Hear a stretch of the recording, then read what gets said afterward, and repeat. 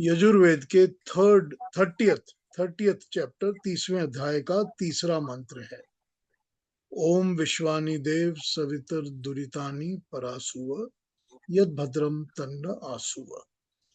पहला उपासना प्रार्थना मंत्रों के 8 मंत्रों में पहला और यजुर्वेद के 30वें अध्याय का तीसरा मंत्र। सविता कहते हैं समस्त जगत के उत्पत्ति कर्ता को, जो सारे जगत को सब चीजों को पैदा करता है उसको सविता कहते हैं। सविता ऐश्वर्य को भी कहते हैं, संपूर्ण समस्त ऐश्वर्य को। ऐश्वर्य होते हैं हर तरह की पॉसिबिलिटीज या हर तरह की रिचेस। जो भी कोई स्किल होते हैं, जो भी कोई धन होता है, जो भी कोई एबिलिटीज होती हैं, जो भी कोई गुण होते हैं, क्वालिटीज होती हैं, वो सब ऐश्वर्य के अंदर आते हैं। तो जब हम कहते हैं ऐश्वर्यवान, उसका मतलब होता है जिसमें ये सारी चीजें होती हैं वो ऐश्वर्यवान। तो जो समस्त समग्र ऐश्वर्यवान है या ऐश्वर्य का देने वाला है और जो हमको जन्म देने वाला है, वो सब सविता है।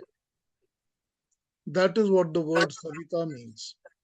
सविता हम पृथ्वी के लिए, अर्थ के लिए भी यूज करते हैं, बिकॉज अर्थ भी हम सबको पैदा करती है।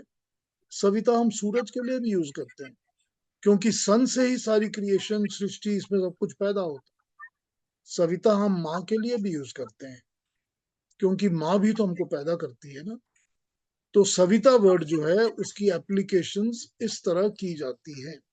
तो जब हम कहते हैं विश्वानि देव सवितः दुरितानि, तो यहाँ पर सविता उत्पत्ति करता परमात्मा और ऐश्वर्य के देने वाले प्रभु, और देव, देव वो होता है जो कुछ देता है और जिसके अंदर दिव्य शक्तियां होती हैं, दिव्यता होती है।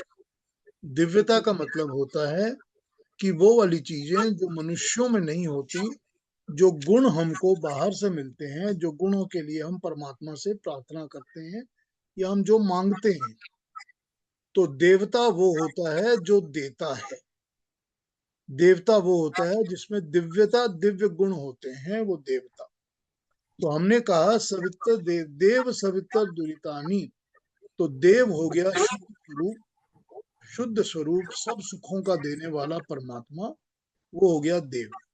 तो उसको हमने कहा कि आप कृपा करके हमारी, यानी कि न, ठीक, दुरितानी न, विश्वानी सारे विश्व की, सारे यूनिवर्स की, सारी क्रिएशन की, दुरितानी बुरी चीजें, दुर्गुण, दुर्व्यसन, दुख, हर कुछ जो बुरा है, परासुव हमसे दूर कर दीजिए। फिर हमने कहा तत्, जो भी भद्रम अच्छा है, कल्याणकारी है, शुभ है, भद्र है, आसुव, तत् आसुव वो हमको प्राप्त करा दीजिए, हमको दे दीजिए।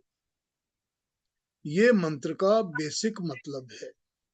तो सविता उत्पादक, पैदा करने वाला परमात्मा, और प्रसविता कहते हैं जैसे कि प्रसुआ होती है ना, जैसे माँ को भी तो कहते हैं ना, जो माँ पैदा हो, बच्चा पैदा करने वाली प्रेग्नेंट होती है उसको प्रसुआ कहते हैं, प्रसूति कहते हैं। तो वो प्रसविता भी वहीं से आता है जहां से प्रसविता आता है। तो इस मंत्र के हमने 3 पार्ट देखे। एक हमने देखा देव सविता, विश्वानी दुरितानी परासुव और यद भद्रम तन्ना आसुव। ये 3 पार्ट हैं इसके अंदर। पहला पार्ट जो देव सविता है वो तो संबोधन है, वो हम एड्रेस कर रहे हैं परमात्मा को। उसके बाद के भाग में हम प्रार्थना कर रहे हैं। तो हे देव सविता, हे मेरे पैदा करने वाले परमात्मा, मुझको उत्पन्न करने वाले, मैं तुझसे मांग रहा हूं। क्योंकि मांगने का अधिकार तो जो पैदा करता है उससे ही होता है। मैं अपनी माँ से कुछ मांग सकता हूँ, मैं अपने बाप से कुछ मांग सकता हूँ, जो मुझे पैदा करने वाले हैं। तो मैं उनसे ही तो मांग सकता हूँ ना, मेरे मांगने का अधिकार है। तो मैं अधिकार पूर्वक परमात्मा से याचना कर रहा हूँ, रिक्वेस्ट कर रहा हूँ जो मुझको प्रेरणा देता है, जो उसने मुझे उत्पत्ति पैदा किया है, मैं उनसे मांग रहा हूं। लेकिन मांगने की दो शर्तें होती हैं, टू कंडीशंस मांगने की। कंडीशन नंबर वन ये होती है कि जिससे मांगा जा रहा है उसके पास वो होना चाहिए जो वो हमको दे सकता है, नहीं तो मांगने का कोई मतलब नहीं। तो हम मांगेंगे उसी से जिसके पास होगा। तो परमात्मा का तो भंडार असीम है, उसके पास सब कुछ है, ऐसा कुछ नहीं जो परमात्मा के पास नहीं है। तो हम परमात्मा से मांग रहे हैं, उसके पास तो है ही सब कुछ। और दूसरी शर्त ये होती है कि जो मांगने वाला है, वो मांगने वाला मांगने योग्य पात्र होना चाहिए, डिजर्विंग होना चाहिए कि जिसको मिले। अगर वो डिजर्विंग पात्र नहीं है तो उसको नहीं मिलेगा। अगर मैं सेकंड ग्रेड में पढ़ता हूं और मैं एमए की किताब मांग रहा हूं तो मेरे को मेरा टीचर या मेरे फादर नहीं देंगे, because I don't deserve it. तो पहले डिजर्व करने के लिए अपने अंदर वो पात्रता, वो क्वालिटी पैदा होनी चाहिए, तभी हम मांग सकते हैं। तो मांगने की ये दो शर्तें होती हैं, एक तो अपनी पात्रता, दैट मैं योग्य हूं, और दूसरी देने वाले के पास होना चाहिए। तो ये दोनों बातें यहाँ पर बहुत जरूरी हैं। उसके बाद हमने देव कहा, यानी कि जो दिव्यता वाला देव है, देव जो कि दानात, द्योतनाथ, द्यू स्थाने भवतीति, जो द्यू स्थान में रहते हैं और ओन करते हैं चीजों को। द्यू वो जगह है जहां से क्रिएशन की एनर्जीज आती हैं, वो द्यूलोक कहा जाता है जहां से क्रिएशन की सारी पावर एनर्जीज आती हैं। तो जो द्यू के मालिक हैं या द्यू के रहने वाले हैं, वो भी देवता हैं, वो भी देव हैं। तो हमने देवता से प्रार्थना करनी है कि आप हमको दीजिए। पहले तो ये है कि सविता के अंदर हमारा पिता की तरह हमारा एक अधिकार है, जैसे हम पिता से मांगते हैं उस तरह मांग रहे हैं। और दूसरा, वो द्यू लोक का दिव्य चीजों का देने वाला है, तो इसलिए हम उससे मांग रहे हैं।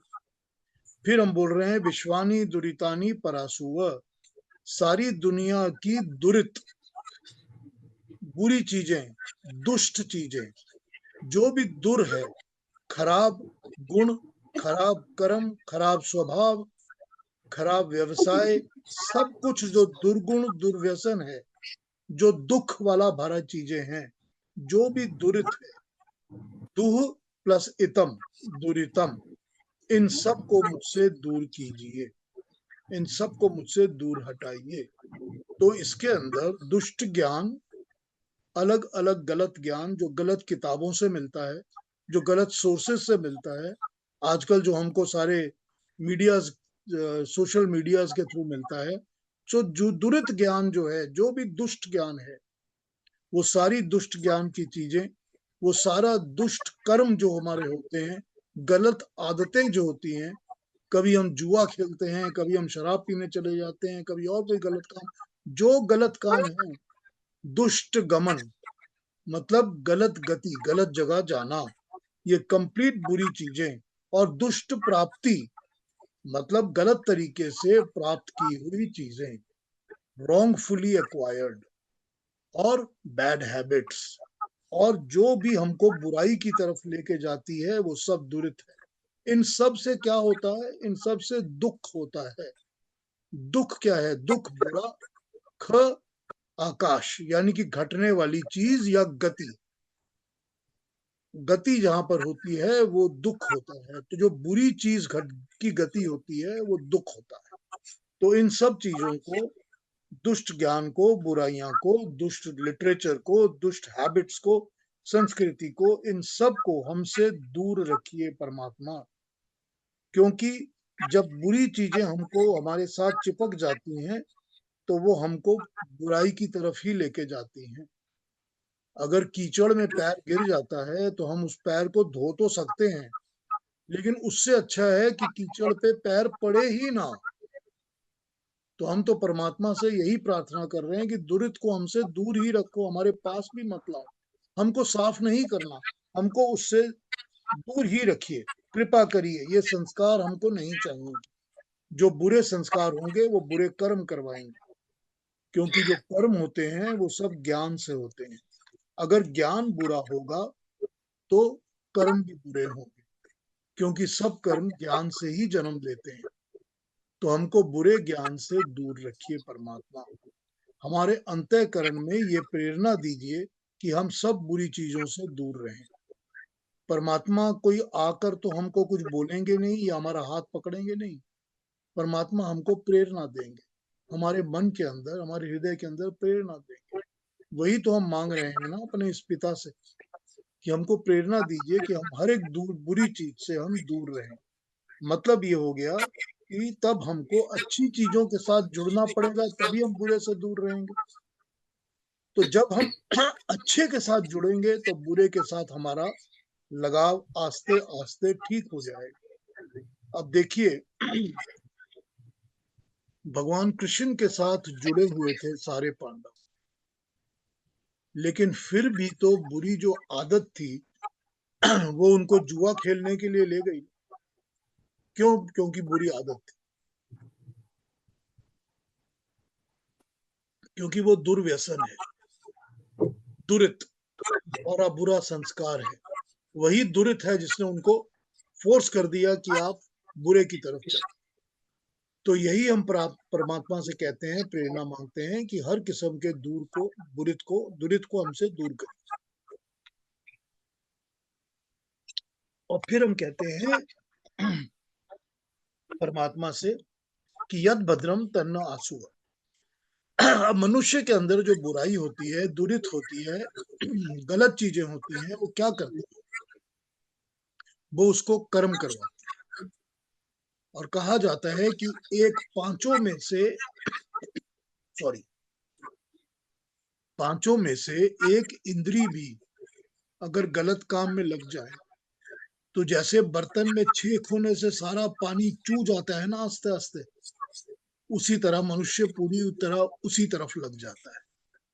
क्योंकि एक इंद्री, आंख, नाक, कान, जबान, जो भी कोई इंद्री 10 में से गलत काम में लग जाए तो सारा का सारे अच्छे संस्कार चू के बर्बाद हो जाते हैं। इसीलिए हमको दुरित से दूर रखिए, और जो भी अच्छाई है, जो भद्र है, जो पवित्र है, जो कल्याणकारी है, वो हमको प्राप्त कराइए, हमारे निकट करिए। अब कल्याणकारी और भद्र ये कोई नई चीज क्रिएट करके तो हमारे सामने परमात्मा दे नहीं रहे। ये तो सृष्टि के अंदर है, क्रिएशन के अंदर है। हमको हमारे माँ बाप ने भी बचपन में बताया है, हमारे टीचर्स ने भी बताया, हमारे लाइफ पार्टनर्स, पत्नी पति बताते रहते हैं। हमको तो सीखना है ना। हम कहाँ से पकड़ते हैं? वही परमात्मा हमको ये प्रेरणा देते हैं कि हम अच्छे को पहचान के अच्छे के साथ जुड़े। जब अच्छे के साथ जुड़ेंगे तो उस वक्त बुरे के साथ तो नहीं ना जुड़े होंगे। अगर आप कोई अच्छा काम कर रहे हैं तो जिस वक्त आप अच्छा काम कर रहे हैं उस वक्त कोई बुरा काम तो नहीं ना कर रहे हैं। तो अच्छे से जुड़ेंगे तभी बुरे से हटेंगे। तो यद भद्रम तन्न आसु। हे परमात्मा, जो भी सृष्टि में, तेरी दुनिया में हमारे आसपास भद्र है, तू हमको प्रेरणा दे कि हम उसके साथ ही जुड़े, वही हमको प्राप्त हो। हम जब सुबह उठ के घर से निकलते हैं तो हम नहीं चाहते कि हमको कोई भी बुरी चीज दिखे, मिले।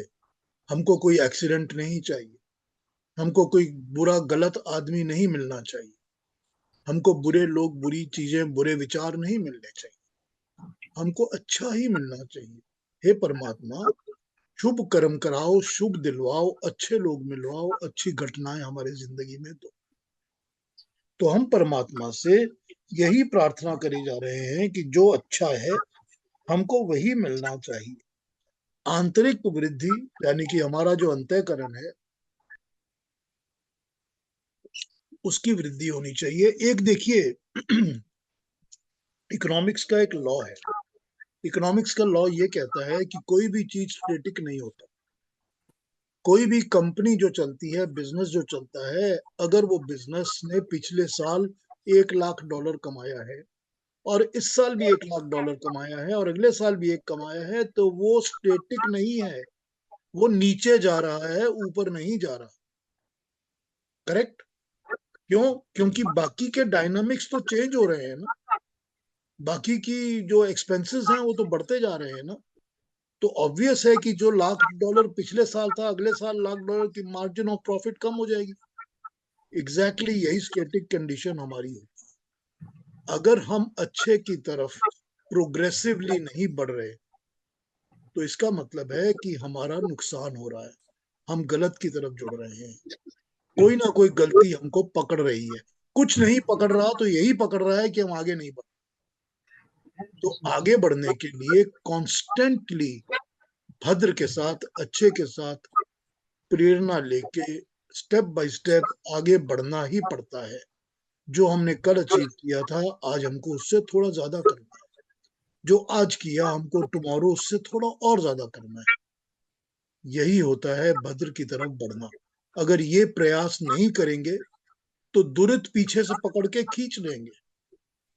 तो उन खींच से बचने के लिए परमात्मा से प्रार्थना करते हैं, याचना करते हैं हम कि हे प्रभु, जो भी दुरित है उसको दूर हटाइए और जो भद्र है वो हमको प्राप्त कराइए। ये इस प्रार्थना का अर्थ है और इसका मतलब है। अब कुछ पूछना हो तो आप पूछ लीजिए, या कोई दोबारा समझना है कोई चीज तो वो से दोबारा पूछ लीजिए। I will explain it again to you. हाँ जी, क्वेश्चन? एनी क्वेश्चंस और एनी कंसर्न्स कि कुछ समझ नहीं आया हो फिर समझना है?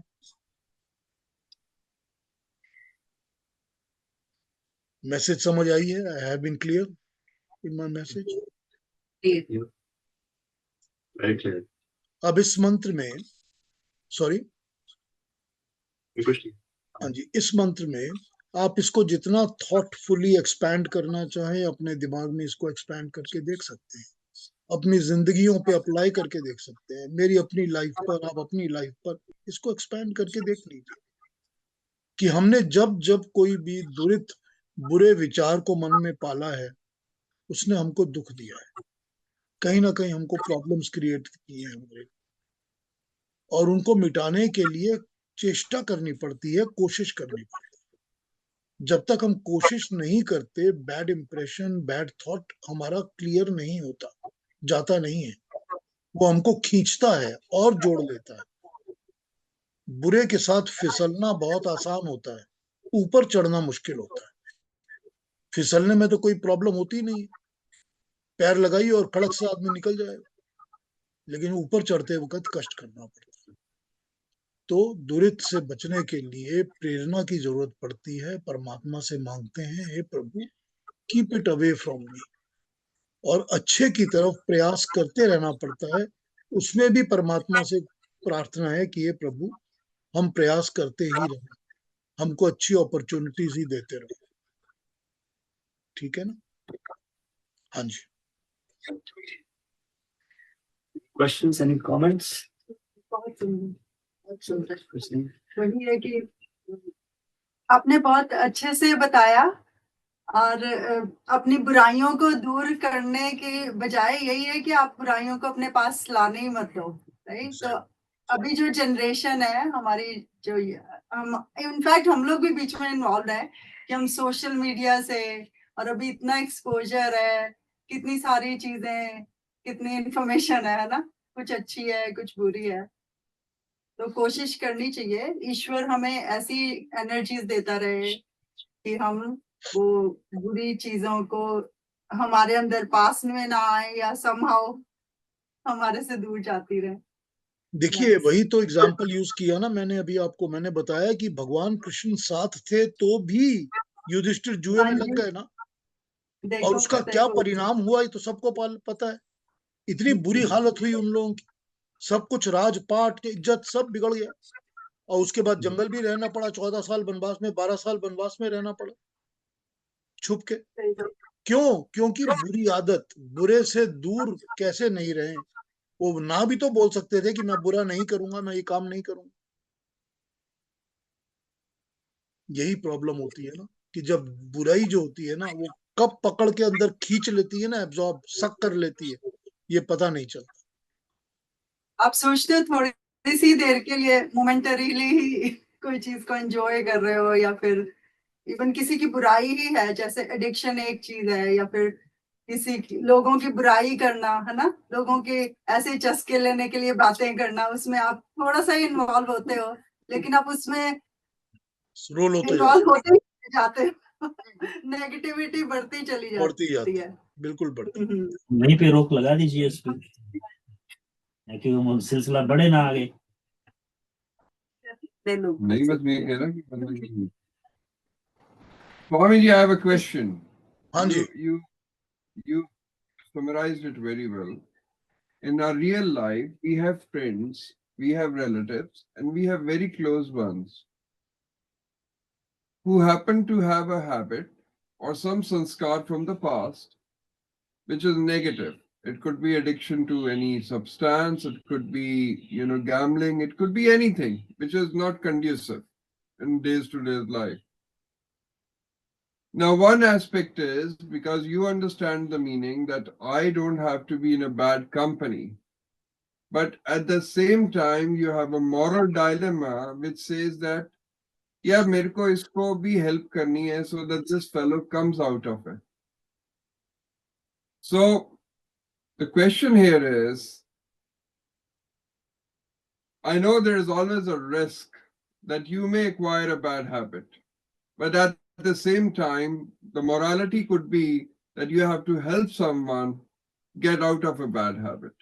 What is your opinion on this? It's a इसमें दो dilemma. तीन अलग अलग कॉन्सेप्ट्स हैं and it's a very very difficult situation to tell you honestly. लेकिन मैं ये समझता हूँ कि अगर आपका कोई क्लोज पर्सन है जो आपको जानता है, I mean, if I know you very well, I know your habits, I know your lifestyles, I know you. So if there is somebody who knows you, अगर मैं किसी चीज का एडिक्ट हूँ, अब मैं एग्जाम्पल यूज करता हूँ कि मुझको शराब चाहिए और मैं रोज शाम को जरूर पीता हूँ और काफी सारी पीता हूँ और आप नहीं पीते हैं, तो इन माय लाइफ मेरे अंदर सबकॉन्शियस माइंड में आपके लिए एक रिस्पेक्ट और एक गुस्सा जरूर होगा। वो ये होगा कि how is he controlling that I am not able to control. So पहली बात तो ये है कि अपने आप को आप एग्जाम्पल की तरह सेट करके रख सकते हैं। अगर आप स्ट्रांग हैं और एक एग्जाम्पल सेट करते हैं तो दूसरे लोग आपके एग्जाम्पल से सीखते हैं, वो बोले या ना बोले मगर वो सीखते हैं। दूसरी बात यह है कि क्योंकि ये बहुत सेंसिटिव चीजें होती हैं, you will have to do very soft pedalling, मतलब बड़ी सॉफ्ट तरीके से और क्या कहा जाए, प्यार से प्रेम से कह सकते हैं कि भाई ये बुरी आदत है, इससे दूर रहो। I mean I would prefer you not to, मगर उसका साथ कभी मत दीजिए। अगर वो बैठ रहा है कि भाई मैंने आपको बुला लिया कि मैं शराब पी रहा हूं, तू मेरे साथ बैठ जा, आपको सबसे पहले यही करना है कि नहीं मैंने नहीं आना। और अगर आ भी गया तो आप मुझको ऑफर भी करोगे तो भी कहना है मैंने नहीं लेना, नहीं लेना तो नहीं लेना। अब वो देने वाला आपको हर किस्म से कोशिश करेगा, ब्लैकमेल करेगा, ये करेगा वो करेगा, इमोशनली कोशिश करेगा। आपको स्टैंड फर्म करना है अपने फीट के ऊपर। अगर आप फर्म स्टैंड करते हो अपने फीट के ऊपर तो कहीं ना कहीं उसके दिमाग में ये बात आती है कि इस इंसान का चरित्र मेरे से बेटर है। तो ये this is the way to make an impression by setting an example and by being very firm. And also whenever you have a moment, then इसको softly उसके प्यार से उस बंदे को इस बात को समझा के आप बोल सकते हैं कि भाई ये बुरी आदत है, इसको छोड़ दे, कि भाई इतने पैसे तेरे लगते हैं। एक बार एक रेडियो शो में मैं सुन रहा था कहीं पर, आई डोंट नो ये कौन सा सम न्यूज रेडियो शो जो चलते रहते हैं, हम लोग गाड़ी में ऑन कर लेते हैं। तो उसमें किसी एक आदमी ने एक एग्जांपल दिया था कि मैं इस उम्र से 14 साल की उम्र से मैं सिगरेट, कनाडा की बात बता रहा हूँ, कि मैं 14 साल की उम्र से सिगरेट पी रहा हूँ और अब मेरी इतनी उम्र है और मैंने 1,80,000 की सिगरेट पी ली, इतने डॉलर की मैं सिगरेट पी चुका हूँ। तो उस वक्त ये जब की बात बता रहा हूँ आपको, तो कहते ही इतने में मेरे 2 घर और आ जाते अगर मैंने इन्वेस्टमेंट ठीक की होती तो ये रियलाइजेशन बड़े बड़े सॉफ्ट तरीके से ही इंसान के दिमाग में जा सकती है। वरना किसी को आप डांट के तो समझा नहीं सकते, किसी को आप कॉन्फ्रंट करके नहीं, कोई समझेगा ही नहीं. So प्यार it has से. to be softly made as a point and set yourself as an example. हाँ जी, Thank you. ये मेरे थॉट्स हैं, बट whatever. इस पॉइंट से हटके अलग एक पॉइंट से कुछ पूछ सकते हैं? हाँ बिल्कुल पूछ सकती हैं, बिल्कुल. मुझे युधिष्ठिर के बारे में पूछना है कि सब लोग धर्मराज युधिष्ठिर कहते हैं, लेकिन उनको जुए की आदत थी और उन्होंने वाइफ को भी लगा दिया, तो वो धर्मराज कहाँ से हुए?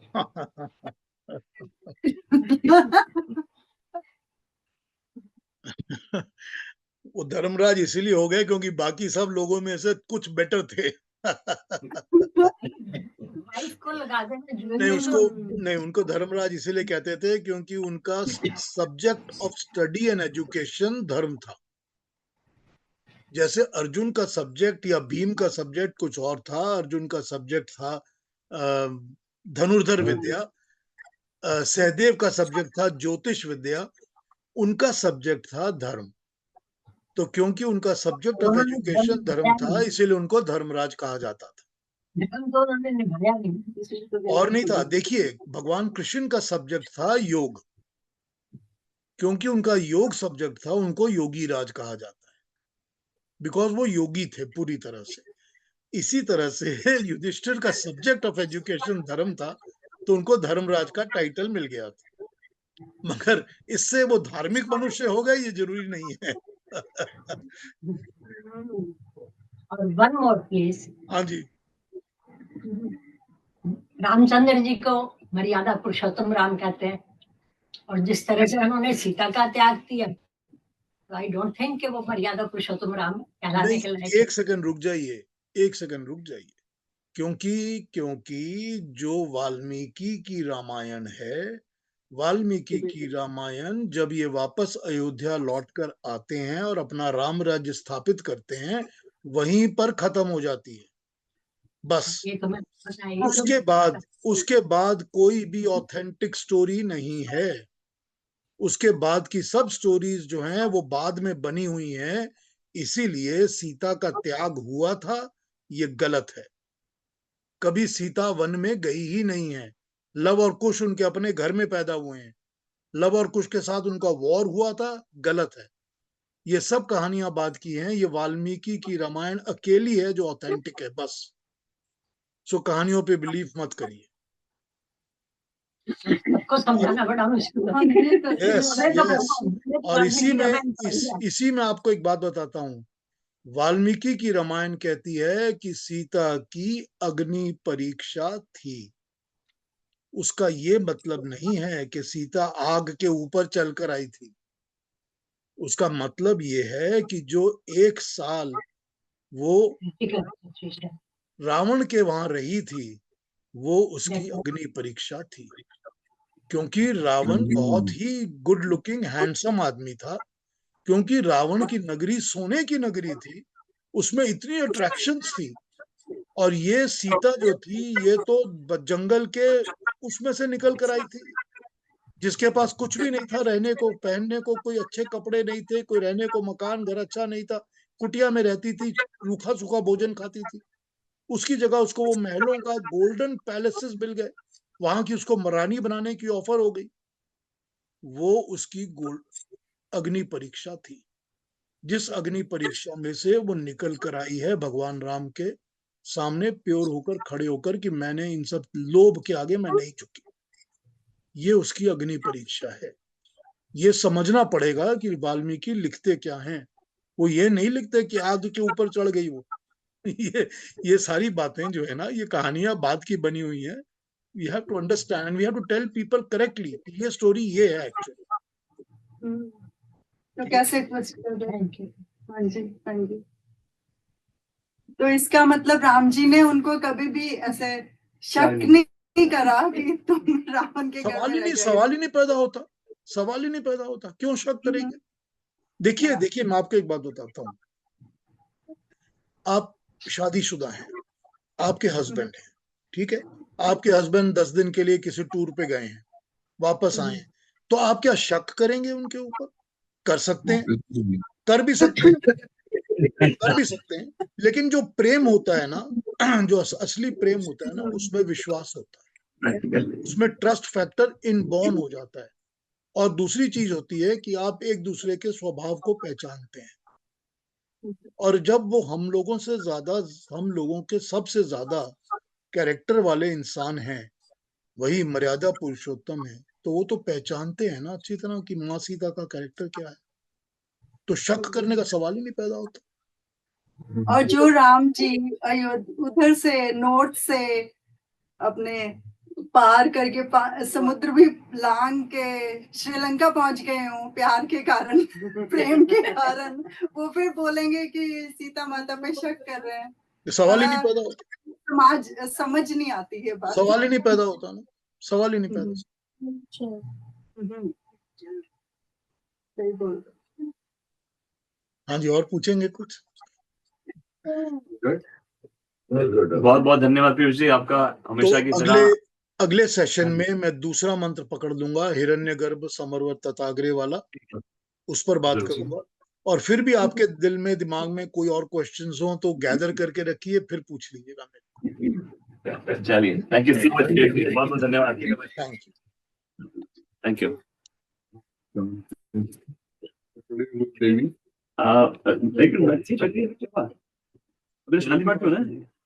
क्या हुआ, कुछ आते हैं वो अच्छे लेने